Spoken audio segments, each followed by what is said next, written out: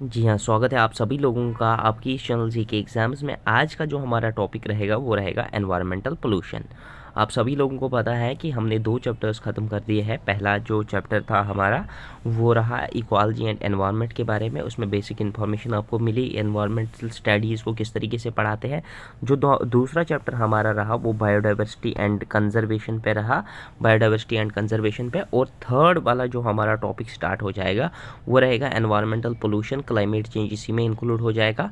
इसमें आपको 3 लेक्चर्स दिए जाएंगे। 3 लेक्चर्स में पूरे का पूरा चैप्टर क्लियर किया जाएगा, आपको एक भी प्रॉब्लम नहीं रहेगी। तो आज इसको स्टार्ट करते हैं विदाउट वेस्टिंग योर टाइम। तो सबसे पहले हम जानने की कोशिश करेंगे एनवायरमेंटल पोल्यूशन में बेसिकली हम कहाँ से स्टार्ट करते हैं। हम इसमें स्टार्ट करते हैं डेग्रेडेबल और बायोडेग्रेडेबल और नॉन बायोडेग्रेडेबल पोल्यूटेंट से। उसके बाद हमें कौन कौन सी पोल्यूशन पढ़नी है वो भी आपको पता होना चाहिए, और आगे जाके किस तरीके से इस चैप्टर को डील करना है। आज का लेक्चर थोड़ा सा लंबा रहेगा। आई होप कि you will stay at the end, ताकि आपको इस वीडियो से बहुत कुछ इन्फॉर्मेशन मिले। प्लस इस वीडियो की खासियत ये है, इसको मैं A+ कैटेगरी में रखना चाहता हूँ। क्यों? क्योंकि it contains most of the points from current affairs portion. Current affairs portion से इसमें बहुत ज़्यादा पॉइंट्स है। दैट इज़ वाई कि इस यहाँ से आप एक क्वेश्चन एक्सपेक्ट कर सकते हो। तो इसलिए अगर इस वीडियो को आपको एंड तक देखना पड़ेगा तो आपको बहुत सारे फ़ायदे होने वाले हैं। ठीक है, नाउ मूविंग फर्दर, सबसे पहले स्टार्ट करते हैं यहाँ पर कि नॉन बायोडिग्रेडेबल वेस्ट्स क्या होते हैं, या नॉन बायोडिग्रेडेबल पोल्यूटेंट्स क्या होते हैं, और बायोडिग्रेडेबल पोल्यूटेंट्स क्या होते हैं। ठीक है, इनको जानने की कोशिश करते हैं। नॉन बायोडिग्रेडेबल पोल्यूटेंट्स वो पोल्यूटेंट्स होते हैं जो कि माइक्रो ऑर्गेनिजम्स डिकम्पोज नहीं कर सकते। जो मैंने आपको बताया ना डिकम्पोजर्स, उसके बारे में डेट्रिटस वेट्रिटस वगैरह, उसमें कौन कौन से होते हैं। माइक्रो ऑर्गेनिजम्स कौन होते हैं? बैक्टीरिया और फंजे। वो किस पे एक्ट करते हैं? वो किसी भी चीज़ पे एक्ट करते हैं और उसको डिकम्पोज करते हैं पूरी तरीके से, उसको मिनरल्स में कन्वर्ट कर देते हैं। ठीक है, अब अगर माइक्रो ऑर्गेनिजम्स किसी चीज़ पे एक्ट करे और उसको डिकम्पोज ही ना कर सके, मतलब उसको पूरी तरीके से डिकम्पोज ही ना कर सके, तो उस सूरत में क्या होता है, उन प्रोडक्ट्स को, जो प्रोडक्ट्स पूरी तरीके से डिकम्पोज ना हो पाए तो उनको कहते हैं non biodegradable. Non non means नहीं, बायो मीन्स लिविंग ऑर्गेनिज्म से डिग्रेड नहीं हो सकते हैं। अब इसमें इम्पॉर्टेंटली आपको याद क्या रखना है, इसमें जो भी मैं नाम बताऊंगा वो आपको याद रखने हैं। एग्जाम्पल्स आपको नाम याद रखने हैं। आपको examples, which one of the following is not a biodegradable waste, और which one of the following is not a biodegradable waste. Biodegradable pollutants कौन से होते हैं? ये वो चीज़ें होते हैं जिनको माइक्रो ऑर्गेनिजम्स जिनको तोड़ते हैं स्मॉल स्मॉल फ्रेगमेंट्स में या स्मॉल स्मॉल मिनरल्स में और ख़त्म कर देते हैं। ये अर्थ पे ज़्यादा टाइम पर तक नहीं टिक सकते हैं, और ये अर्थ पे लंबे टाइम तक टिक सकते हैं। नाउ मैं आपको एग्जांपल्स बताऊंगा। देखो, आज इस तरीके से वीडियो लाने का मकसद ही यही है कि इसमें बहुत सारे डेटा आपको लिखना था। That is Y I have put this video in this format. सबसे पहले नॉन बायोडिग्रेडेबल पे एग्जाम्पल्स की अगर बात करेंगे तो DDT आता है, प्लास्टिक्स आते हैं, पॉलीथीन आता है, इंसेक्टिसाइड्स, पेस्टिसाइड्स, मरकरी आता है, लेड आता है, एर्सेनिक आता है, एल्यूमिनियम आता है, सिंथेटिक फाइबर आता है, गिलास आता है, आयरन आ जाता है। ठीक है, यहाँ पर अगर बात करेंगे बायोडिग्रेडेबल वेस्ट, डोमेस्टिक वेस्ट जिसमें वेजिटेबल वेस्ट वगैरह भी होता है, यूरिन होता है, फीकल मैटर होता है, सीवेज होता है, एग्रीकल्चरल रेजिड्यूज होते हैं, paper, would, cloth, cattle Dang, animal bones होते हैं, लेदर होता है, वूल होता है। आई होप कि आपको ये सारी एग्जाम्पल समझ में आ गई होंगी।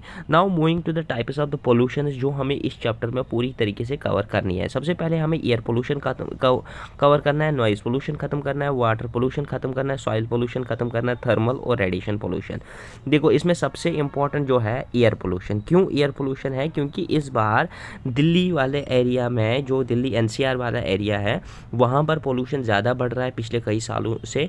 तो वहाँ पर कुछ स्कूल्स कॉलेजेस भी बंद करने पड़ रहे हैं इस वजह से।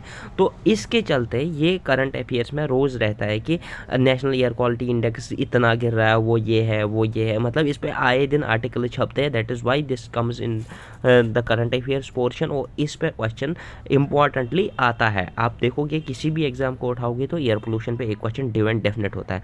तो इस पोर्शन को हम पूरी तरीके से डील करेंगे। आज के इस वीडियो में। तो यहाँ पर सबसे पहले स्टार्ट करते हैं एयर पोल्यूशन से ही। एयर पोल्यूशन से अब जब हम स्टार्ट करेंगे तो इसमें हमें क्या देखना है कि एयर पोल्यूशन क्या होता है। कंटैमिनेशन ऑफ एयर, देखो डेफिनेशन आपको कोई नहीं पूछेगा और ना ही मैं वो आपको बढ़ाने की कोशिश कर रहा हूँ कि आप एनवायरमेंटल पोल्यूशन क्या हो गया। अब वही चीज़ें पढ़ो जो एग्जाम में पूछे जाएंगे, कब मसला ख़त्म। अब एयर पोल्यूशन में क्या पढ़ना है आपको कि इस एयर पोल्यूशन में क्या होता है कि एयर में कंटैमिनेशन होती है डिफरेंट पोल्यूटेंट से, जिससे एयर मतलब कंटैमिनेट हो जाता है, ज़्यादा कंसंट्रेशन बढ़ जाती है और पोल्यूशन हो जाती है। Now moving to the air, हमें क्या पढ़ना है, हमें इसमें पोल्यूटेंट्स पढ़ने हैं, किस किस चीज़ से मतलब एयर पोल्यूशन हो सकती है। तो 3 टाइप्स ऑफ पोल्यूटेंट्स हैं हमारे पास। एक को बोलते हैं नेचुरल पोल्यूटेंट्स, दूसरे को बोलते हैं प्राइमरी पोल्यूटेंट्स और तीसरे को बोलते हैं secondary pollutant. Now I will explain you each and every pollutant और इनकी एग्जाम्पल्स आपको पर्टिकुलरली याद रखनी है। यहाँ पर मूव करते हैं। नेचुरल पोल्यूटेंट्स कौन से होते हैं? नेचुरल पोल्यूटेंट्स सर वो पोल्यूटेंट्स होते हैं जो नेचुरल एक्टिविटीज़ से प्रोड्यूस हो जाते हैं। ये ज़्यादातर हार्मफुल नहीं होते हैं, कुछ समय के लिए हार्मफुल रहते हैं, लेकिन फिर खुद ही नेचर से ही ऑटोमेटिकली नेचुरली ये कम होते जा रहे हैं और इनको प्रॉब्लम नहीं है, ज़्यादा इनसे प्रॉब्लम नहीं होती है एनवायरनमेंट को, लेकिन कुछ समय के लिए पोल्यूशन क्रिएट करते हैं। जैसे किसी जगह पर वॉल्केनिक आ गया और वहाँ पर डस्ट जो प्रोड्यूस हो जाती है, वॉल्केनिक डस्ट, वो एयर पोल्यूशन में मतलब होती है। इसके अलावा सी साल्ट पार्टिकल्स, जो साल्ट पार्टिकल्स समंदर के किनारे बन जाते हैं, वो भी एक पोल्यूशन इसमें रहते हैं। अब इसमें आता है फोटोकेमिकली फार्मड ओजोन और इसमें फॉरेस्ट फायर्स आ जाते हैं। अब आपको ये चीज़ें इंपॉर्टेंटली याद करनी है, नोट करनी है। गोटाफिकेशन रटाफिकेशन जो भी समझोगे वो आपको याद करना है। ये याद रहेंगे। वो पूछेगा विच one of the following is a natural air pollutant. Volcanic dust, ये मतलब 2-3 ऑप्शंस दे देगा, एक और दे देगा, आपको पहचान में आना चाहिए। Now moving to the primary pollutants. What are now the primary pollutants? क्या है प्राइमरी पोल्यूटेंट्स को समझने की कोशिश करते हैं। These primary pollutants these primary pollutants are what? A pollutant that directly enters into the air by nature or anthropogenic activities। इसका कहने का मतलब ये है कि प्राइमरी पोल्यूटेंट्स वो पोल्यूटेंट्स होते हैं जो केमिकल्स किसी भी प्रोसेस से, चाहे वो नेचुरल या मैन मेड एक्टिविटीज़ से, ज़्यादातर आप याद रखिएगा मैन मेड एक्टिविटीज़ से डायरेक्टली अगर एनवायरनमेंट में कोई चीज़ गया डायरेक्टली, मतलब उसके साथ कोई चीज़ नहीं मिलता है। फॉर एग्जांपल हमने कोई यहाँ पर आग जलाया, ठीक है, आग जलाया तो इसमें से क्या निकलता है? इसमें से धुआं निकलता है। धुआं क्या होता है? Carbon monoxide. अब ये डायरेक्टली कार्बन मोनोऑक्साइड जब एटमॉस्फेयर में दाखिल हो गया तो एयर पोल्यूशन हो जाएगा कार्बन मोनोऑक्साइड से। इसकी कंसंट्रेशन ज़्यादा बढ़ गई, ठीक है।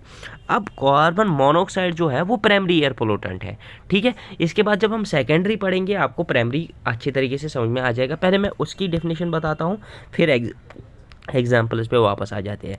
सेकेंडरी एयर पोल्यूटेंट्स वो होते हैं it does not directly enter into the air but is formed by the combination of primary pollutants। अगर कार्बन मोनोऑक्साइड के साथ कोई और चीज़, फॉर एग्जांपल कार्बन डाइऑक्साइड मिल जाए और ये कोई तीसरी चीज़ बनाए एक्स प्रोडक्ट, और वो एक्स जो होता है वो पोल्यूटेंट एक्ट करे एज इन एन एटमॉस्फेयर, उसको क्या बोलते हैं? उसको सेकेंडरी पोल्यूटेंट बोलते हैं। मतलब प्राइमरी पोल्यूटेंट्स खुद से मिलकर, 2 प्राइमरी पोल्यूटेंट्स मिलेंगे या 2 से ज़्यादा मिलेंगे तो वो क्या बनाएंगे? Secondary pollutant.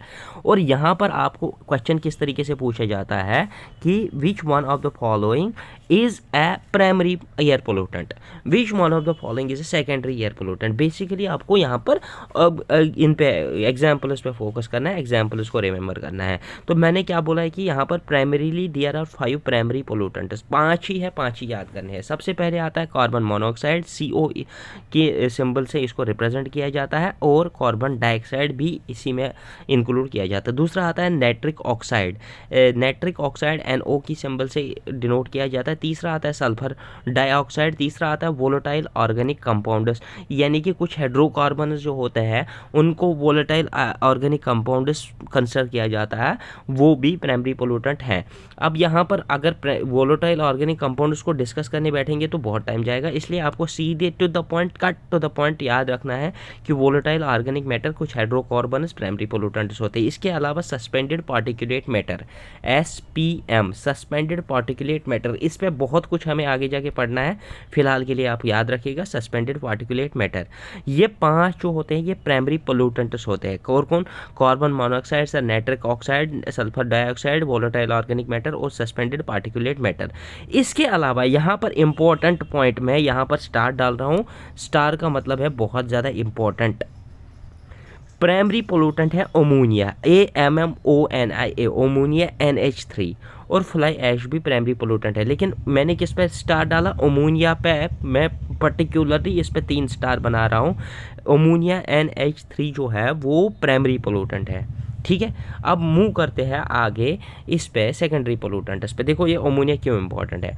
अब सेकेंडरी पोल्यूटेंट्स क्या बताया मैंने कि प्राइमरी पोल्यूटेंट जब आपस में मिलते हैं और एटमॉस्फेयर में आ जाते हैं by the combination of two और मोर प्राइमरी पोल्यूटेंट्स, अगर एटमॉस्फेयर में घुस जाएंगे तो उसको क्या कहेंगे? सेकेंडरी पोल्यूटेंट्स कॉम्बिनेशन में अगर वो आ जाएंगे, ठीक है। अब इसमें कौन कौन से होते हैं? सबसे पहले आता है ग्राउंड लेवल ओजोन। देखो ओजोन 2 तरीके के होते हैं, एक तो ग्राउंड लेवल ओजोन होता है वो पोल्यूटेंट होता है, और दूसरा स्ट्रेटोस्फेरिक ओजोन होता है, वो मतलब इंपॉर्टेंटली हमारे लिए पोल्यूटेंट नहीं है, ठीक है। ग्राउंड लेवल ओजोन जो है O3 जो ग्राउंड लेवल पे, जो स्ट्रेटोस्फीयर से नीचे, देखो ये हमारा एटमॉस्फेयर है, एटमॉस्फेयर सबसे पहले थर्मोस्फीयर, ट्रोपोस्फीयर, स्ट्रेटोस्फीयर, मतलब इस तरीके से स्फीयर्स इसमें होते हैं। स्ट्रेटोस्फीयर में जो ये स्ट्रेटोस्फीयर जो होता है उसमें जो ओजोन लेयर होता है वो हमारे लिए मतलब पोल्यूटेंट नहीं है, लेकिन जो इसके नीचे ओजोन कभी कभी बन जाता है, इस लेयर के नीचे ओजोन कभी कभी बन जाता है, या ग्राउंड लेवल पे कभी कभी ओजोन बन जाता है, वो हमारे लिए पोल्यूटेंट होता है। कौन सा पोल्यूटेंट होता है? सेकेंडरी पोल्यूटेंट होता है। स्मॉग सेकेंडरी पोल्यूटेंट होता है, एसिड रेन सेकेंडरी पोल्यूटेंट होता है। इसके अलावा इसमें एग्जाम्पल जो है वो है sulphuric acid, H2SO4, nitric acid, ये असल में एसिड रेन ही होते हैं। सल्फ्यूरिक एसिड, नाइट्रिक एसिड और कार्बनिक एसिड, ठीक है, ये होते हैं हमारे सेकेंडरी पोल्यूटेंट। इसके अलावा sulphur trioxide SO3, hydrogen peroxide H2O2, hydrogen peroxide H2O2 और अमोनियम। अब यहाँ पर मैंने क्या बोला था, ये इंपॉर्टेंट क्यों है? क्योंकि एक सेकेंडरी पोल्यूटेंट है और एक प्राइमरी पोल्यूटेंट है। अब यहाँ पर आप अमोनियम को याद करके जाओगे, सर ने बोला था प्राइमरी पोल्यूटेंट है, लेकिन उसने अमोनियम पूछा। अब यहाँ पर देखो गड़बड़ कहाँ पर है। अमोनिया अगर उसने लिखा AMMONIA NH3 खाली लिखा, अमोनिया लिखा, तो वो प्राइमरी पोल्यूटेंट है। अगर उसने AMMONIUM अमोनियम लिखा यानी कि NH3 पॉजिटिव करके लिखा तो वो सेकेंडरी पोल्यूटेंट है। बेटा यहाँ पर कंफ्यूज नहीं होना, बहुत ज़्यादा इंपॉर्टेंट पॉइंट है। इसी बात पर लाइक ठोक दीजिए अगर आपको वैल्यू एडिशन हुआ। आगे बढ़ते हैं। आगे यहाँ पर आपको क्या पढ़ने हैं कि मेजर आयर, मैंने आपको देखो तीनों पढ़ाए, 3 टाइप के पोल्यूटेंट्स होते हैं, प्राइमरी होते हैं, सेकेंडरी होते हैं और सर नेचुरल होते हैं। अब यहाँ पर major air pollutants and impact, देखो जो हमने यहाँ पर प्राइमरी पढ़े, अब इनमें एक एक करके हम एक एक को पढ़ेंगे और उनका इम्पैक्ट जानने की कोशिश करेंगे। सबसे पहले कार्बन मोनोऑक्साइड कौन सा है? प्राइमरी, सर प्राइमरी पोल्यूटेंट है। अब ये है क्या, इसके प्रॉब्लम क्या होती है? It is 200 times more it has 200 times more affinity to hemoglobin, causes drowsiness, even death, heart patient, chest pain वगैरह। मतलब देखो इसका कहने का मतलब क्या है, तो यहाँ पर मैं आपको समझा दूंगा एक चीज़। तो हमारे बॉडी में क्या होता है बेटा, हमारे बॉडी में सर, हमारे बॉडी में एक चीज़ होता है ऐसे, और उसके साथ मिल जाता है कोई चीज़ ऐसे, ठीक है। तो जब ये मिल जाता है प्लस करके तो ये कुछ चीज़ बनाते हैं ऐसे, ठीक है। अब ये क्या है, देखो हमारे बॉडी में होता है हीमोग्लोबिन। क्या होता है बेटा? हीमोग्लोबिन, HB से डिनोट करते हैं, ठीक है। हीमोग्लोबिन जो होता है, अब उसके साथ मिक्स क्या होता है, देखो उसके साथ ऑक्सीजन मिक्स हो जाता है, और क्या बनाते हैं? हीमोग्लोबिन प्लस ऑक्सीजन क्या बनाते हैं? Oxy haemoglobin, HB haemoglobin, oxy haemoglobin. और ये हमारे लंग्स में मैच हो जाते हैं, और ऑक्सीजन ब्लड के साथ लंग्स में मतलब मैच हो जाता है, और ये कहाँ पर होता है? लंग्स में, लंग्स के एल्वियोलाई में, और फिर हमारी पूरी बॉडी तक ऑक्सीजन पहुँच जाता है, ठीक है। अब बेटा वहाँ पर क्या होता है, हर किसी सेल में प्रोड्यूस होता है कार्बन डाइऑक्साइड। हाँ सर हमारे अंदर तो कार्बन डाइऑक्साइड प्रोड्यूस होता है, ये तो मैंने सुना था, ये तो हमने सुना था। तो हमारी सेल्स में कार्बन डाइऑक्साइड प्रोड्यूस हो गया, अब ये बाहर निकालना है। तो जब ये ऑक्सी हीमोग्लोबिन पहुँच गया सेल्स के पास, किसी भी सेल के पास, तो वहाँ पर ये क्या करता है, वहाँ पर ये सिंपल में आप इतना ही समझ लीजिए सर, वहाँ पर एक चीज़ होता है, क्या होता है वहाँ पर, देखो क्या होता है, ये ऑक्सीजन इससे छूट जाता है, मतलब वहाँ पर एक प्रोसेस होती है कम्प्लीटली, आपको इतना याद रखना है कि वहाँ पर ऑक्सीजन छूट जाता है, सेल्स में क्या होता है, ऑक्सीजन छूट जाता है इस हीमोग्लोबिन से, और क्या होता है फिर वहाँ पर जो सेल ने प्रोड्यूस किया था कार्बन डाइऑक्साइड, वो इसके साथ जुड़ जाता है, और क्या बनाता है, अब ये बनाता है carboxy haemoglobin, carboxy haemoglobin. Carboxy haemoglobin जब बनाता है और वापस पहुंच जाता है कहाँ पर, लंग्स पे। अब ये वापस जब पहुंच जाता है लंग्स पे, तो वहाँ पर ही प्रॉब्लम शुरू हो जाती है। वहाँ पर क्या होता है, वहाँ पर लंग्स में जब ये वापस पहुँचा, वहाँ लंग्स से क्या होता है, लंग्स में हीमोग्लोबिन अलग रहता है और कार्बन डाइऑक्साइड बाहर निकलता है, ठीक है, कार्बन डाइऑक्साइड एटमॉस्फेयर में निकल जाता है और हम कार्बन डाइऑक्साइड बाहर फेंक देते हैं, ठीक है। यहाँ तक तो आपको समझ में आ गया होगा। लेकिन ये कार्बन मोनोऑक्साइड जो है, इसको एफिनिटी है, मतलब कशिश है, किसके साथ, हीमोग्लोबिन के साथ 200 times more than the oxygen, oxygen से ऐसा। अब यहाँ पर क्या होता है, अंदर जब कार्बन मोनोऑक्साइड हमने इनहेल कर दिया, इसको मतलब स्मोक कहते हैं, simply smoke is carbon monoxide. जब हम स्मोक इनहेल करते हैं, वहाँ पर क्या होता है, हीमोग्लोबिन के साथ क्या मिल जाता है, कार्बन मोनोऑक्साइड, और ये क्या बनाता है, कार्बोऑक्सी हीमोग्लोबिन। कार्बोऑक्सी हीमोग्लोबिन जब ये बनाता है और ये ब्लड के साथ ऑक्सीजन को बाइंड ही नहीं होने देता है, और जब इसकी एफिनिटी ज़्यादा है, ये लेकर कार्बोक्सी ये कार्बन मोनोऑक्साइड लेकर कहाँ पहुँचा, सेल्स के पास, वहाँ पर छूटता ही नहीं है कार्बन मोनोऑक्साइड, और ऑक्सीजन वहाँ से रिलीज़ नहीं होता। ऑक्सीजन रिलीज़ नहीं होता है तो इंसान को क्या होता है, ड्राउजीनेस सिचुएशन फील हो जाती है, लेजीनेस जैसे मतलब वो हो जाता है, और इवन अगर ज़्यादा कंसंट्रेशन में हमने कार्बन मोनोऑक्साइड इनहेल किया तो डेथ भी हो सकती है। अब हार्ट पेशेंट जो होते हैं उनको चेस्ट पेन होती रहती है इस कार्बन मोनोऑक्साइड से। आई होप कि कार्बन मोनोऑक्साइड का कंसेप्ट आज के बाद आपको कभी भूल नहीं जाएगा। तो यहाँ पर अब क्या होता है, sulphur dioxide SO2। Sulphur dioxide से क्या होता है, ये कहाँ से आता है, पहले सबसे पहले आपको ये भी पूछते हैं कभी कभी कि सल्फर डाइऑक्साइड आता कहाँ है से। ये कंबस्शन ऑफ फॉसल फ्यूल्स, यानी कि जो गाड़ियाँ वाड़ियाँ चलती है, पेट्रोलियम वगैरह जब चलता है तो वहाँ पर आ जाता है, पेपर इंडस्ट्री से आता है, पेट्रोलियम रिफाइनिंग से आता है, वॉल्केनिक से आता है, और इंडस्ट्रियल प्रोसेस से आता है। और ये क्या होता है, रेस्पिरेटरी इलनेस क्रिएट करता है, विजिबिलिटी प्रॉब्लम्स करता है, हार्ट एंड लंग डिजीज और एसिड रेन होता है। देखो ये इंपॉर्टेंटली आपको रट्टा मारने हैं क्योंकि इन पर क्वेश्चन आता है बेटा, इस पर आपको कॉम्प्रोमाइज़ नहीं चाहिए। अब यहाँ पर अगर देखेंगे तो नाइट्रिक ऑक्साइड, नाइट्रोजन ऑक्साइड कहाँ से आता है, combustion of biofuels and fossil fuels and biomass, वहाँ से आ जाता है। ये इससे क्या कहता है, इरिटेशन, थ्रोट को प्रॉब्लम, नोज को प्रॉब्लम, लंग्स, एजमा भी इससे हो सकता है, स्मोक फॉर्मेशन भी होती है, एसिड रेन भी होता है। लेड जो होता है ना, लेड, इसको बोलते हैं पागल हेलमेट, ठीक है। अब इससे क्या होता है, इससे प्रॉब्लम हो जाती है। अब ये कहाँ पर होता है, पेंट इंडस्ट्री से लेड रिलीज होता है, लेड एक मेटल है, ठीक है, मेटल प्रोसेसिंग से भी होता है, और एटमॉस्फेरिक एग्जॉस्ट, ऑटोमोबाइल एग्जॉस्ट से भी आ जाता है, यानी कि गाड़ियाँ जब चलती है तो वो भी कभी कभी लेड के फ्यूम्स बाहर निकालते हैं, ठीक है। अब इससे होता क्या है बेटा, इससे प्रॉब्लम हो जाती है बहुत बड़ी। इसको पागलों का हेलमेट क्यों कहा जाता है, इससे होता क्या है, adverse effect on central nervous system, central nervous system को ख़त्म कर देता है, हमारी मेमोरी को ख़त्म कर देता है, मतलब सोचने समझने की सलाहियत को ख़त्म कर देता है, पागल बना के छोड़ देता है एक इंसान को। किडनीज में प्रॉब्लम करता है और हमारे इम्यून सिस्टम को वीक करता है। एनीमिया होता है, इसमें ब्लड प्रेशर इंक्रीज हो जाता है, और इससे क्या होता है, सबसे बड़ी प्रॉब्लम रिप्रोडक्टिव प्रॉब्लम्स होती है, रिप्रोडक्टिव सिस्टम डिसफंक्शनलिटी इन मेल्स, और फीमेल्स में मिसकैरेज हो जाता है, डिले इन प्यूबेरिटी हो जाता है फीमेल्स में, और मेल्स में भी रिप्रोडक्टिव सिस्टम डिसफंक्शनल हो जाता है लेड कंज्यूम करने से। तो आपको कभी पूछा जा सकता है इसके बारे में।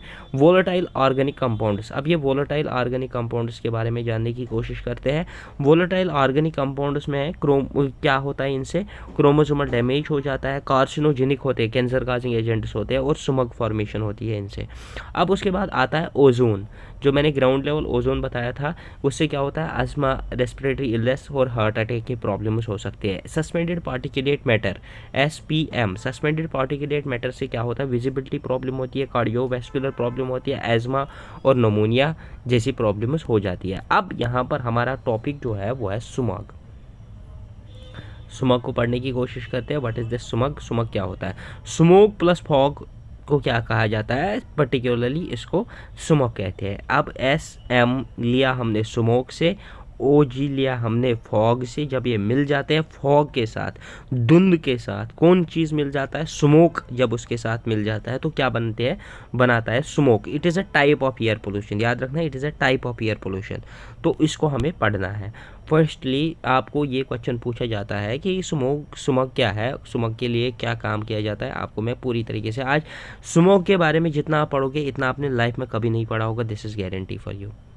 देखो, पढ़ना आसान है लेकिन उसमें से कुछ निकालना और उस निकालने के बाद पढ़ना वो बहुत ज़्यादा इम्पोर्टेंट रहता है। मैंने आपको बहुत कोशिश की। आज के बाद अगर कोई भी एग्ज़ाम होगा लाइफ में, जहाँ पर भी जाओगे, एनवायरनमेंट दोबारा पढ़ने की कोशिश ना करना। मतलब एनवायरनमेंट आपको दोबारा पढ़ना नहीं है, बस आपने नोट्स को देखना है एक बार। नोट्स को देखने के बाद आपको इनसे बहुत ज़्यादा फ़ायदा मिलेगा। आपको दोबारा खाली करंट अफेयर्स पे ही ध्यान देना है। Because I have taken care of a single bit that comes in the atmosphere, इस वाले एनवायरनमेंट वाले पोर्शन में। तो चलिए आगे बढ़ते हैं। अब यहाँ पर देखो, स्मोक जो होती है इसमें हमने क्या देखा, it is a type of air pollution that reduces visibility. इससे क्या प्रॉब्लम हो जाती है, कम दिखाई देता है और इससे बहुत कुछ प्रॉब्लम्स भी होती है, आगे जाके वो भी देखेंगे। अब इसमें बेसिकली 2 टाइप्स ऑफ स्मोक होते हैं और इसी पे क्वेश्चन भी पूछा जाता है कि कितने टाइप्स ऑफ स्मोक होते हैं। एक को बोलते हैं लंदन स्मोक और इसका दूसरा नाम भी है, दूसरे को बोलते हैं लॉस एंजलस स्मोक। एक को बोलते हैं लंदन स्मोक, दूसरे को बोलते हैं लॉस एंजलस स्मोक। अब ये जो लंदन स्मोक है, अब इसके और भी नाम है। इसको बोलते हैं sulphurous smoke, winter smoke, night smoke और क्लासिकल स्मोक। आपको पूछा जाएगा which one of the following smoke, इसमें से which one of the following smoke is also known as London smoke. फिर नीचे ये 4 ऑप्शंस दे देंगे, आपको पहचानना है। ऑल ऑफ दीज, 5वां ऑप्शन होगा ऑल ऑफ दीज, तो ऑल ऑफ दीज पे टिक करने हैं। अब ये लॉस एंजलस स्मोक जो होती है, इसमें इसको दूसरा नाम है photochemical smoke, Sydney type of smoke, Mumbai type of smoke, sunny type of smoke या समर टाइप ऑफ स्मोक। ये क्या है? यह sulphurous smoke, winter smoke, night smoke और क्लासिकल स्मोक। जब तक याद नहीं करोगे ना, इसमें मैं कंसेप्ट कितना भी बताऊँ ना, तब तक ये आपको याद नहीं रहेगा। देखो, मैंने आपको डेटा दिया है, डेटा देने के बाद आपको ये रिमेंबर करनी किसी भी तरीके से। 4 बार पढ़ो, 5 बार पढ़ो, उसके बाद रिमेंबर हो ही जाएगी। और इस मतलब प्रॉब्लम में मत रहना कि हमारे पास टाइम कम है, फेब में एग्जाम हो जाएगा। नहीं हो जाएगा। अब तो कोरोना भाई साहब ने पूरी तरीके से कहर ढहा रखा है। तो चलिए आगे बढ़िए, आराम से पढ़ते जाइए। अगर 10% ही सिलेबस के हो जाएंगे ना, that 10% should value for your in your life. ये समझ के पढ़िए, आपको ज़िंदगी में कभी प्रॉब्लम नहीं होगी। अब यहाँ पर अगर देखेंगे, ये जो सल्फ्यूरियस स्मोक है, लंदन स्मोक है, या विंटर स्मोक है, नाइट स्मोक है, क्लासिकल स्मोक है, ये इसको क्यों कहा जाता है? इसको क्लासिकल स्मोक इसलिए कहा जाता है क्योंकि it was first of all scene. पहली टाइप ऑफ स्मोक जो डिस्कवर हुई है वो यही है, क्लासिकल स्मोक, और ये लंदन में डिस्कवर की गई। इसको इसलिए लंदन कहते हैं। ये नाइट टाइम में प्रोड्यूस हो जाती है, इसलिए इसको नाइट स्मोक कहते हैं। विंटर टाइम में इसमें ज़्यादा प्रोड्यूस हो जाती है, इसलिए विंटर। सल्फ्यूरस इसलिए कहा जाता है क्योंकि इसमें सल्फर डाइऑक्साइड मतलब एज ए मतलब जो इसमें पोल्यूटेंट यूज़ हो जाता है, बनने में मदद करता है, तो इसलिए इसका ये नाम पड़ गया है। सबसे पहले अगर बात करेंगे तो सल्फर डाइऑक्साइड और सस्पेंडेड पार्टिकुलेट मैटर, ये आपस में जब मिल जाते हैं in night time, in absence of sunlight, तो उस वक्त ये क्या प्रोड्यूस करते हैं? स्मोक प्रोड्यूस करते हैं। ठीक है, इसको ही हम क्लासिकल स्मोक कहते हैं। और ये SO2 जो है ना, सल्फर डाइऑक्साइड, ये from burning of fossil fuels या ऑटोमोबाइल्स से आ जाता है। और जिन सिटीज़ में ऑटोमोबाइल्स ज़्यादा होते हैं, उन सिटीज़ में नाइट टाइम में ये स्मोक देखने को मिलती है। अब यहाँ पर दूसरा टाइप ऑफ स्मोक को डिस्कस करते हैं। इसको लॉस एंजलस स्मोक इसलिए कहा जाता है क्योंकि ये सबसे पहले लॉस एंजल्स में देखा गया, और ये मतलब डे टाइम में बन जाती है, और इसमें विंटर सनलाइट की ज़रूरत होती है बनने में। सनलाइट का बहुत इंपॉर्टेंट रोल होता है, that is why it is known as it is known as Los Angeles type of smoke या Mumbai type of smoke. Mumbai जैसे शहरों में, बड़े बड़े शहरों में जहाँ पर मतलब सनलाइट एडुकेट होती है, वहाँ पर ये बन जाती है। अब इसमें होता क्या है वो चीज़ मैं आपको समझाता हूँ। सबसे पहले नाइट्रोजन ऑक्साइड मतलब NOx मीनस नाइट्रिक ऑक्साइड या नाइट्रोजन ऑक्साइड जो होता है, फिर उसके बाद वोलेटाइल ऑर्गेनिक कंपाउंड्स यानी कि वो हाइड्रोकार्बन है जो मैंने आपको बताया, उसके बाद ओजोन उनके साथ मिल जाता है, उसके बाद उनके साथ पैन मिल जाता है, पर ऑक्सी एसिटल नाइट्रेट। पैन के बारे में हमें बहुत कुछ पढ़ना है क्योंकि इस पर क्वेश्चन आते रहते हैं, और ये इस बार करंट अफेयर्स में भी था पैन के बारे में, तो इसमें क्वेश्चन आ सकता है।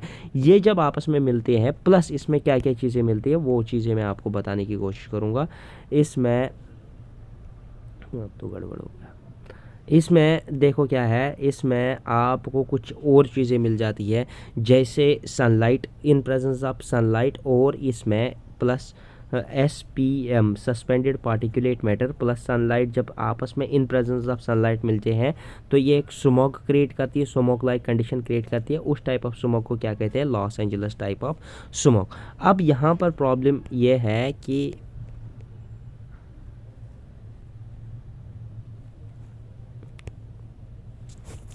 यहाँ पर थोड़ा सा आपको वीडियो को मतलब टर्न करना पड़ेगा, because this page has been not been oriented well, और किस तरीके से करेंगे नहीं हो पा रहा है, तो आपको ही थोड़ा सा यहाँ पर मतलब थोड़ा सा आप ध्यान दीजिएगा तो आपको प्रॉब्लम नहीं होगी। अब यहाँ पर अगर देखेंगे तो यहाँ पर स्मोक बनने के लिए कुछ कंडीशंस की ज़रूरत होती है। सबसे पहले इसमें नाइट्रिक ऑक्साइड होना चाहिए, और इसके अलावा वोलेटाइल ऑर्गेनिक मैटर होना चाहिए, सनलाइट होनी चाहिए। कौन सी टाइप ऑफ स्मोक के लिए, ये जो दूसरी मैंने बताई loss Angeles type of smoke जो दिन टाइम में बनती है, इसमें सनलाइट की ज़रूरत होती है, वोलेटाइल ऑर्गेनिक मैटर की। इसके अलावा टेम्परेचर इन्वर्जन होना चाहिए, यानी कि टेम्परेचर इन्वर्जन नहीं होना चाहिए। No vertical mixing of air, यानी कि ये टेम्परेचर इन्वर्जन का कंसेप्ट आप नेट पर एक बार देख लीजिएगा, ये बहुत ही इंपॉर्टेंट टॉपिक है, इसको समझाने के लिए मुझे टाइम लगेगा, दैट इज़ वाई कि आप इतना ही याद रख लीजिए। कंडीशंस में आपको कभी कभी ये भी पूछा जाता है, विच one of the following condition is not necessary for smoke formation, तो टेम्परेचर इन्वर्जन भी इसमें मतलब वर्टिकल मूवमेंट ऑफ एयर नहीं होना चाहिए, टेम्परेचर इन्वर्जन होना चाहिए, और एयर शुड बी स्टेबल। आप किस तरीके से याद रखोगे, temperature inversion means the vertical mixing of air, this should not happen, और एयर शुड बी स्टेबल। दोनों कंडीशंस मैंने आपको यहाँ पर बता दी, तो ये सारी कंडीशंस अप्लाई हो जाती है तब जाके स्मोक बन जाती है। कौन सी टाइप ऑफ स्मोक की बात करते हैं, लॉस एंजल्स यानी कि डे टाइम स्मोक या समर स्मोक या सनी स्मोक की बात करते हैं। अब इसमें अगर देखा जाए तो यहाँ पर इम्पोर्टेंटली आपको यहाँ पर मतलब याद रखना है जो इम्पोर्टेंट है करंट अफेयर्स के प्रोस्पेक्टिव से। कंट्री का पहला, इंडिया का पहला स्मोक टावर कहाँ पर बनाया गया, दिल्ली में बनाया गया एट कनॉट प्लेस। और दूसरा जो बन रहा है, दो मतलब टावर्स मतलब ये जो किए गए हैं मतलब प्रपोज किए गए हैं, दूसरा जो बन रहा है वो आनंद विहार साइड से बन रहा है, लेकिन सबसे पहला वाला जो है वो कन्नाट प्लेस में है। और उसकी नोडल एजेंसी जो मतलब इसमें दो चीज़ें याद रखनी है आपको। नोडल एजेंसी जो है स्मोक टावर के लिए वो CPCB यानी कि सेंट्रल पोल्यूशन कंट्रोल बोर्ड है। अब इसके अलावा आपको इम्पोर्टेंट पॉइंट वो अगर पूछ सकता है, देखो इस पर इस तरीके के क्वेश्चंस पूछे जाते हैं, जैसे ये चांदनी चौक को थोड़ा सा रिनोवेट किया गया था, और उसको पिछली बार इनाग्रेशन की थी अरविंद केजरीवाल ने, और उसको थोड़ा सा रिनोवेट किया था, नए डिज़ाइन से उसको मतलब रिकन्स्ट्रक्ट किया गया था चांदनी चौक को, और हमारे केस में उस पर क्वेश्चन आ गया था इस बार के प्रीलिम्स में। तो आपको ये चीज़ें समझनी है कि जहाँ पर भी दिल्ली में, ये इसी साल 2021 में ही इंस्टॉल किए गए स्मोक टावर दिल्ली में, और इनकी हाइट जो है वो 24 मीटर्स है। और China has the largest smoke tower जिनकी हाइट 60 मीटर के आसपास है। चाइना वर्ल्ड में has the highest largest smoke tower, 60 meter की हाइट है उनको। तो यहाँ पर आप याद रखना, यहाँ पर अब दूसरा पॉइंट जो है NBCC, इम्पोर्टेंटली आपको NBCC national biofuel coordination committee, India limited जो इस प्रोजेक्ट की प्रोजेक्ट मैनेजमेंट कंसल्टेंट्स थे। आपको ये भी पूछा जा सकता है कि प्रोजेक्ट मैनेजमेंट कंसल्टेंट्स कौन थे? NBCC, national biofuel coordination committee India limited. तो ये इसकी मतलब प्रोजेक्ट मैनेजमेंट कंसल्टेंट्स थे और इसके लिए नोडल एजेंसी कौन थी? Central pollution control board. तो अब यहाँ पर आपको इम्पोर्टेंटली जो पढ़ना है वो यहाँ पर आ जाते हैं। आप फ़ोन को टर्न कर सकते हो। तो यहाँ पर हमें most prominent pollution in Delhi and neighbouring areas is PM 2.5। अब ये क्या है PM 2.5? इसको बोलते हैं पार्टिकुलेट मैटर 2.5। पार्टिकुलेट मैटर में एग्जांपल एक्सप्लेन कर लूँगा अभी थोड़ी देर में आपको, मतलब बस मैंने आपको बताया ना कि सस्पेंडेड पार्टिकुलेट मैटर, इसको मैं एक्सप्लेन पूरी तरीके से करूँगा, तो आपको यहाँ पर मतलब प्रॉब्लम नहीं होनी चाहिए। आगे जाके इसको डिस्कस कर ही लेंगे। अब यहाँ पर measures taken for air pollution. अब इंडिया में या पूरे वर्ल्ड में कौन कौन से मेजर्स चल रहे हैं एयर पोल्यूशन को कॉम्बैट करने के लिए? देखो आपको एक एक चीज़ मैंने एयर पोल्यूशन के बारे में पढ़ा है। आई होप कि आपको एक भी क्वेश्चन गलत नहीं होना चाहिए। National ambient air quality standards NAAQS NAAQS. सबसे पहले जो इनिशिएटिव है इंडिया का वो है NAAQS, national ambient air quality standards. ये it is an agency which set some set of standards for cleaning air or for combatting air pollution. ठीक है, अब इसमें कवर किए जाते हैं, कुछ स्टैंडर्ड्स देते हैं ये, उन स्टैंडर्ड्स को पूरी तरीके से फॉलो करना पड़ता है पूरी सारी सिटीज़ को। अब इसमें कवर किए जाते हैं 344 सिटीज़, 29 स्टेट्स एंड यूटीज़, मतलब पूरे इंडिया में ऑल ओवर द कंट्री। अब इसमें इस स्टैंडर्ड्स को कौन सेट करता है? CPCB central pollution control board. Central pollution control board जो है वो इन स्टैंडर्ड्स को सेट करता है, national ambient air quality standards. और ये जो CPCB है ये स्टैट्यूटरी बॉडी है, ठीक है, ये याद रखना। अब यहाँ पर ये स्टैंडर्ड सेट करते हैं अवेलेबल ऑल ओवर कंट्री, तो ये आपको याद होना चाहिए कि ऑल ओवर कंट्री मतलब ये स्टैंडर्ड्स लागू होते हैं किसके लिए? एयर पोल्यूशन को कम करने के लिए। अब इसमें स्टैंडर्ड्स में क्या है? अब यहाँ पर आपको इसमें NAAQS नॉक्स में एक चीज़ याद रखना है कि जो first ambient air quality standards were developed in 1986। ठीक है, 1986 में पहली बार मतलब ये इंट्रोड्यूस किए गए थे, फिर लेटर ऑन मतलब 1994 में अमेंड किए गए, फिर 1998 में फिर अमेंड किए गए। अब लेटेस्टली जो हमारे पास आजकल के स्टैंडर्ड्स हैं NAAQS national ambient air quality standard जो आज हमारे पास है वो 2009 के हैं। 2009 में लेटेस्टली ये अमेंड किए गए, उसके बाद जो चालू चल रहे हैं वो आज तक वही है। अब इसमें अगर कंप्लेंट्स होती है, कोई भी मतलब शिकायत वगैरह होती है, the complaints of the NOx is monitored under national air quality monitoring programme. इसमें जितने भी कंप्लेंट्स होते हैं NAMP national air quality monitoring programme के अंडर उनको देखा जाता है। ठीक है, अब मूविंग टू द फर्दर देखो, अब यहाँ पर ये जो है NAAQS नॉक्स जो है इसमें 12 इंडिकेटर पोल्यूटेंट्स है। ठीक है, 12 इंडिकेटर पोल्यूटेंट्स इसमें यूज़ किए जाते हैं पोल्यूशन को मेजर करने के लिए। इंपॉर्टेंट पॉइंट है, I am repeating here, there are 12 देखो दिल्ली में इस बार पोल्यूशन ज़्यादा रहा, इसी पे क्वेश्चन पूछा जाएगा। इनफैक्ट आप किसी भी एग्जाम को ले लो, इस पर क्वेश्चन आने के चांसेस बहुत ज़्यादा है। यूजेस 12 इंडिकेटर पोल्यूटेंट्स, इसमें 12 इंडिकेटर पोल्यूटेंट्स है। अब मैं यहाँ पर ये भी बता दूंगा कि कौन सा क्वेश्चन पूछने की चांसेस है। अब ये 12 इंडिकेटर पोल्यूटेंट्स आपको याद करने हैं। सबसे पहले PM10, PM 2.5, nitrogen dioxide, sulphur dioxide, carbon monoxide, ozone, NH3, PB lead, benzene, benzopyrene, arsenic और निकल। कितने पोल्यूटेंट्स हैं ये कितने पोल्यूटेंट्स हैं? इसमें 12 पोल्यूटेंट्स का मैंने आपको लिस्ट दिया। ये नॉक्स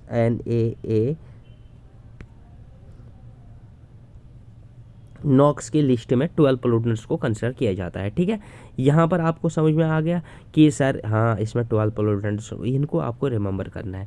देखो आपने नोटिस किया कि आप पोल्यूटेंट्स की जब बात करते हो तो कार्बन डाइऑक्साइड भी एक पोल्यूटेंट कंसिडर किया जाता है, लेकिन carbon dioxide is not among them.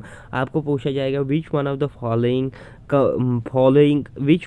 The following pollutant is not among this, फिर उसमें 2-3 नाम दे देंगे। कार्बन डाइऑक्साइड बीच में डाल देंगे। आप कार्बन डाइऑक्साइड पे तो शक ही नहीं कर सकते, बोलोगे तो ये तो है ही, क्योंकि ये ग्रीन हाउस गैस है। आपको पता चलता है कि ग्रीन हाउस गैस पोल्यूशन वगैरह मतलब ये है होगा वहाँ से, तो आप इस पर टिक करके आते हो, बाद में घर पहुँचते हो बोलते हो नहीं भाई साहब ये तो गलत हो गया। देखो कार्बन डाइऑक्साइड इस लिस्ट में है ही नहीं, या याद रखना पहले पॉइंट, कार्बन डाइऑक्साइड इस लिस्ट में है नहीं, ठीक है। इसमें 12 इंडिकेटर पोल्यूटेंट्स है। अब इसमें 8 देखो, अब यहाँ पर एक और एजेंसी है, नॉक्स के अलावा एक और एजेंसी है, उसका नाम है NAQI, national air quality index.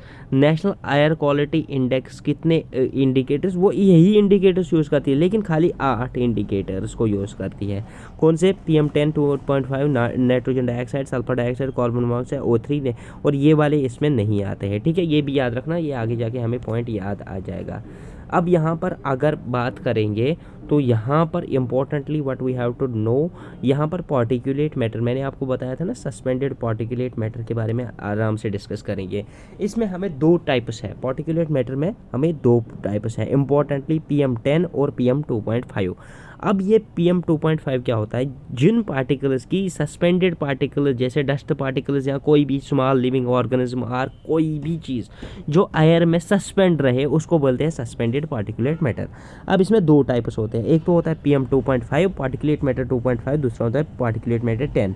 अब PM2.5 क्या होता है? ये इनकी थिकनेस 2.5 माइक्रोमीटर के मतलब नीचे होती है, यानी कि अगर 1 माइक्रोमीटर की थिकनेस होगी, 2 की होगी, 2.5 तक जितने भी साइज़ के पोल्यूटेंट्स होंगे, पार्टिकल्स होंगे, उनको पार्टिकुलेट मैटर कहते हैं।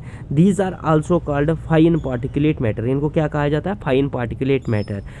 ये इतने छोटे होते हैं, दीज कैन, यहाँ पर इंपॉर्टेंट पॉइंट ये है, these can breach lung barrier and reach the blood stream, मतलब ये आपके लंग्स के बैरियर के बीच में से घुस सकते हैं और सीधे आपके ब्लड स्ट्रीम में पहुंच सकते हैं। इनको क्या नाम दिया जाता है? फाइन पार्टिकुलेट मैटर का। 3 पॉइंट्स आपको PM2.5 के बारे में याद रखनी। PM2.5 are those whose thickness is up to मतलब वहाँ तक हो सकती है 2.5 माइक्रोमीटर तक, और उससे छोटे छोटे हो सकते हैं। अब यहाँ पर पार्टिकुलेट, इनको फाइन पार्टिकुलेट मैटर कह सकते हैं, और ये बहुत खतरनाक इसलिए होते हैं क्योंकि these can breach lung barrier के बीच में घुस सकते हैं और हमारे ब्लड स्ट्रीम में पहुँच सकते हैं, जहाँ पर वो प्रॉब्लम क्रिएट कर सकते हैं। अब दूसरे है PM10। अब ये प्राइम मिनिस्टर 10 नहीं है, ये पार्टिकुलेट मैटर 10 है। अब ये पार्टिकुलेट मैटर 10 जो है, इनकी थिकनेस 2.6 माइक्रोमीटर से लेकर 10 माइक्रोमीटर तक होती है, और इनको कहा जाता है रेस्पिरेटरी पार्टिकुलेट मैटर, इनहेलेबल होते हैं, ठीक है। अब यहाँ पर important, what is important that we have to do. अब दूसरा मैंने एक प्रोग्राम बताया था NAQS, national ambient air quality standards. इसके अंडर हमने CPCB, ये किसके थ्रू होता है? सेंट्रल पोल्यूशन कंट्रोल बोर्ड के थ्रू होता है, ऑल ओवर कंट्री लागू किया जाता है, और इसमें 12 इंडिकेटर्स यूज़ किए जाते हैं फॉर पोल्यूशन मतलब कंट्रोल, तो ठीक है। अब हमारा दूसरा प्रोग्राम जो इंडिया का है वो आता है कौन सा? ये वाला नेशनल कौन आता है? National clean air programme, NCAP होता है दूसरा प्रोग्राम हमारा, national clean air programme. National clean air programme ये लॉन्च किया गया कब? 2019, इट वाज लॉन्च्ड इन 2019, याद रखना, इट वाज लॉन्च्ड इन 2019। तो इसमें क्या मतलब क्या चीज़ किया जाता है, वो चीज़ आपको याद रहना चाहिए। NCAP जो है, नेशनल एयर क्वालिटी प्रोग्राम जो है, to address pollution in 122 cities में, 122 सिटीज़ में पोल्यूशन को देखने के लिए ये प्रोग्राम लॉन्च किया गया।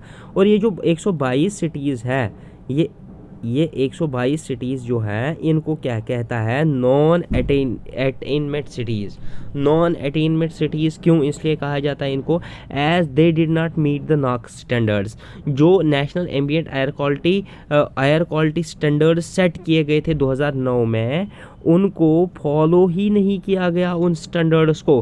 कितने सिटीज़ में, 122 सिटीज़ में, और उन सिटीज़ को क्या कहा गया, non attainment cities, non attainment cities. और उनको, उनकी पोल्यूशन को कंट्रोल करने के लिए कौन बनाया गया, नेशनल क्लीन एयर प्रोग्राम बनाया गया 2019 में। अब यहाँ पर क्या होता है, मोस्टली पॉपुलेटेड सिटीज़ ये होते हैं, जैसे अब यहाँ पर इम्पोर्टेंटली आपको याद रखना 2022 की ही न्यूज़ है, न्यूज़पेपर द हिंदू की न्यूज़ है, वहाँ पर कहा गया था कि most polluted cities now Ghaziabad. और ये फ्रिक्वेंटली चेंज होती रहती है, इस पर आपको याद नहीं रखना है कि मोस्ट पोल्यूटेड सिटी कौन सी है, क्योंकि इसमें आज दिल्ली होगी, कल गाज़ियाबाद होगा, परसों नोएडा होगा, और दिस रिमेन्स फ्रिक्वेंटली चेंजेबल, तो आपको ज़्यादा फोकस करने की ज़रूरत नहीं है। अब यहाँ पर देखो क्या है, अदर मॉनिटरिंग सिस्टम्स क्या क्या है हमारे। अब यहाँ पर सफ़र आता है, एक और इनिशिएटिव है SAFAR stands for system of air quality and weather forecasting, system of air quality and weather forecasting and research, weather forecasting and research for greater metropolitan cities. इनमें एयर क्वालिटी को मॉनिटर करने के लिए और weather forecast करने के लिए एक सफ़र प्रोग्राम चल रहा है, तो इन मेट्रोपॉलिटन सिटी दिल्ली, मुंबई, कोलकाता, चेन्नई, तो वहाँ पर ये मतलब चल रहा है ये programme, to provide real time location specific information on air quality. अब यहाँ पर introduced by ministry of earth science, याद रखना मिनिस्ट्री ऑफ अर्थ साइंस की तरफ से है। इसके अलावा एक और इनिशिएटिव है भारत में जो चल रहा है, वो है air quality index, national air quality index भी कह सकते हो या एयर क्वालिटी इंडेक्स भी कह सकते हो। अब इसमें there are 6 air quality index categories. इसमें ये इम्पोर्टेंटली है पूरे, मतलब ये जो 122 सिटीज़ है, इनमें ये स्टैंडर्ड्स चलते हैं एयर क्वालिटी इंडेक्स, और इसी को कंसिडर किया जाता है most reliable. Why it is considered as most reliable? Because this is simplest. Air quality index is the simplest form to indicate the pollution. इसमें 6 कैटेगरीज में पोल्यूशन को डिवाइड किया जाता है। उन 6 कैटेगरीज में सबसे पहली कैटेगरी है गुड, फिर आता है सेटिस्फैक्ट्री, फिर आता है मॉडरेटली पोल्यूटेड, फिर आता है पुअर, फिर आता है वेरी पुअर, और फिर आती है सीवियर। ये आपको याद रखना है। और गुड अगर एयर क्वालिटी होगी तो air quality index 0 to 50 show करेगा, सेटिस्फैक्ट्री अगर होगा 51 to 100, अगर मॉडरेटली पोल्यूटेड होगा तो उस वक्त 101 to 200, और फिर इसी तरीके से आप देखोगे तो सबसे सीवियर कंडीशन जो होती है 401 से लेकर 500 तक। इस पे इम्पोर्टेंटली आप नोट कर लीजिएगा, इस पर क्वेश्चन आने के चांसेस है, क्योंकि इस बार दिल्ली की एयर क्वालिटी जो नेशनल कैपिटल है हमारे इंडिया की, वो फ्लक्चुएट हुई ज्यूरिंग दिस, मतलब जब फार्मर्स वो मतलब फसल जलाते हैं तो वो सीवियर और वेरी पुअर के बीच में ही रही, 800 तक वो चली गई थी। तो that should be your point of concern, you should know the standards. तो कौन कौन से हैं, 6 कैटेगरीज हैं, good, satisfactory, mostly polluted, poor, very poor और सीवियर। Evolved for 8 pollutants. देखो अब यहाँ पर 8 पोल्यूटेंट्स के लिए ये नेशनल एयर क्वालिटी इंडेक्स लिया जाता है। जो मैंने 8 पोल्यूटेंट्स यहाँ पर बताए थे, ये नेशनल एयर क्वालिटी इंडेक्स, इसमें 8 पोल्यूटेंट्स ये जो है इनके लिए ये इनको कंपैरिजन में लिया जाता है। You should remember them. Now moving to the another aspect of our studies, with all this what we have completed the air pollution without leaving any bit out of that, हमने कोई चीज़ नहीं छोड़ा। Next वाला जो topic होगा उसमें almost सारे के सारे पोल्यूशंस ख़त्म हो जाएंगे, और थर्ड वाला पोर्शन जो होगा वो क्लाइमेट चेंज और ओशन एसिडिफिकेशन और ओजोन डेप्लीशन पे होगा। 3 वीडियोस मैंने कल बताया था आपको, आज एक हुआ, अब 2 और लेने हैं। इन दोनों वीडियोस में मतलब आप डटे रहिएगा। इकोनॉमिक्स इज़ द नेक्स्ट मतलब ये पोर्शन जो हम उठाने जा रहे हैं। अगर किसी को कोई भी बात बोलनी है तो नीचे कॉमेंट सेक्शन में बताइएगा, कोई डाउट है पूछिएगा, और हम यहाँ पर बैठे हैं सॉल्व करने के लिए। तो आपका आ जाएगा कल इकोनॉमिक्स का वीडियो भी पहला, दिखाते हैं आपको इकोनॉमिक्स कैसे पढ़ाया जाता है। Thank you, goodbye, see you in the next video, bye bye.